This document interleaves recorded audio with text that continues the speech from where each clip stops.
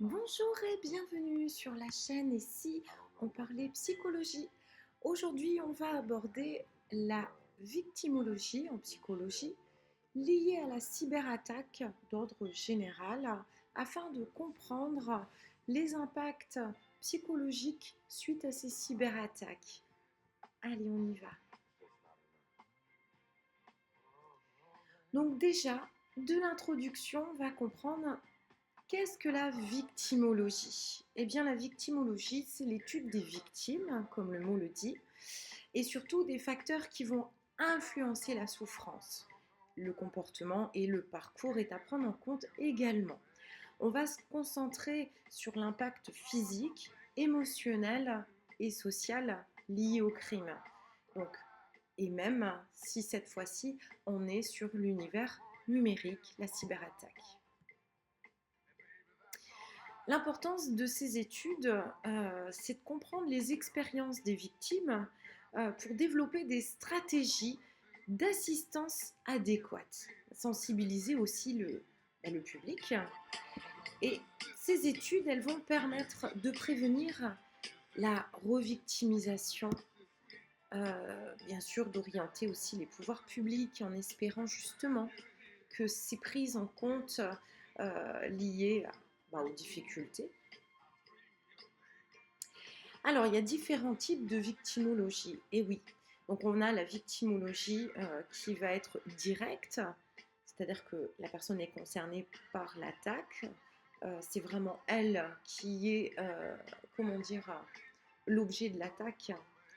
Et les victimes indirectes, c'est avec l'impact, donc les proches, les témoins, mais également voilà, toutes ces équipes qui peuvent être impactées par une cyberattaque. Donc chacun et chacune explore les aspects variés de la souffrance, hein.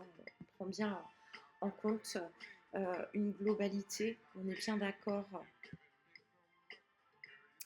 Donc la cyberattaque, malheureusement, c'est en expansion, hein, c'est-à-dire que voilà, ça se développe, ça touche dans notre univers personnel, professionnel, et tout devient compliqué. Donc la cyberattaque, c'est une tentative malveillante de compromettre donc un système informatique. Les motivations, on est bien d'accord, c'est le vol d'argent, le vol de données, le sabotage, la réputation aussi. Tout est impacté. Tout dépend de l'objectif principal de l'attaquant. Donc les cyberattaques, elles vont se décliner dans plusieurs catégories, hein, par des mails, par des SMS, ça peut être du phishing, ça peut être de la demande de rançon. Il y a beaucoup de pistes à explorer, mais ils peuvent vraiment s'immiscer partout, aussi bien faire un mail frauduleux professionnellement, se faire passer pour notre responsable, ou alors voilà, on fait des démarches avec Internet et on pense parler à la sécurité sociale ou à une personne qui va nous acheter quelque chose sur des plateformes de vente.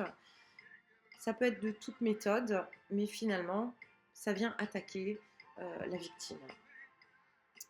Depuis 2023, c'est important, hein, mais 53% des entreprises ont subi une cyberattaque. Ça représente un coût moyen de 3,86 millions de dollars par incident. Et les petites entreprises, quand on est sur la sphère professionnelle, sont les plus touchées parce qu'elles sont plus vulnérables, moins préparées, il n'y a pas de services informatiques adaptés. Voilà, il y a une prise à la légère de ces difficultés. Il faut savoir que souvent, c'est celles qui ne se relèveront pas. J'espère que c'est un petit peu plus concret au niveau de ce sujet, mais on va continuer. Donc l'impact psychologique, on y vient. Donc les victimes de cyberattaques, elles vont éprouver de l'anxiété, le TSPT, hein, le syndrome stress post-traumatique, et une peur en fait qui crée une hypervigilance de ces risques d'attaque, surtout s'il y en a eu une première. La souffrance, elle est alimentée par la nature persistante des menaces, parce qu'on en a tous les jours, toute la journée. sur tout support. Et récupérer émotionnellement va devenir très difficile. On a déjà évoqué sur une vidéo précédente d'ailleurs l'impact sur ces techniciens de l'ombre, ces informaticiens qui sont en hypervigilance. Et oui, c'est pas du tout anodin sur le long terme. Donc les biais cognitifs, ils vont venir affecter la manière dont les victimes vont percevoir leur situation. Alors, je vous donne ici un exemple, mais il y en a d'autres. Un biais de disponibilité peut amener la victime à exagérer en fait la probabilité d'une nouvelle cyberattaque. Et le sentiment d'impuissance et de détresse psychologique va être décuplé. Les mécanismes de défense, eh bien, les victimes vont adopter des mécanismes, et oui, parce que voilà, c'est trop difficile, trop douloureux, ça a un impact très lourd psychologiquement, donc on peut rechercher par le déni, dire non, ça ne m'arrivera pas, non, ce n'est pas moi qui étais visée, voilà, on peut se dire non, voilà, pourquoi moi. La rationalisation aussi peut faire l'impact psychologique. Des réponses donc peuvent être temporairement atténuer la souffrance. C'est bien ce que l'on cherche hein, avec nos mécanismes de défense. Mais il faut aussi se dire que le processus de guérison à long terme va être impacté. Donc ce n'est pas en niant notre difficulté émotionnelle, même si on est formé, même si c'est dans notre corps de métier, ou parce qu'on est adulte, parce qu'on est un homme, peu importe, on ne doit pas nier cette souffrance, parce que sinon, à long terme, ça va avoir un impact très négatif. Donc les risques, donc la santé mentale. Les victimes peuvent souffrir de stress chronique, d'anxiété généralisée, de signes de dépression, troubles de la concentration, et ces conditions vont affecter donc le quotidien au travail, mais aussi dans nos relations interpersonnelles. Et oui, on est moins vigilant, on est plus fatigué, ou c'est le contraire, on est en hypervigilance et les nerfs en fait ne tiennent plus. Donc ce qu'il faut, c'est de la prévention. Pour réduire l'impact psychologique, il est crucial de sensibiliser le public à la cyberattaque et au cyberrisque. Donc des formations sur de la cybersécurité n'est pas négligeable, avec des campagnes d'information aussi pour les plus jeunes.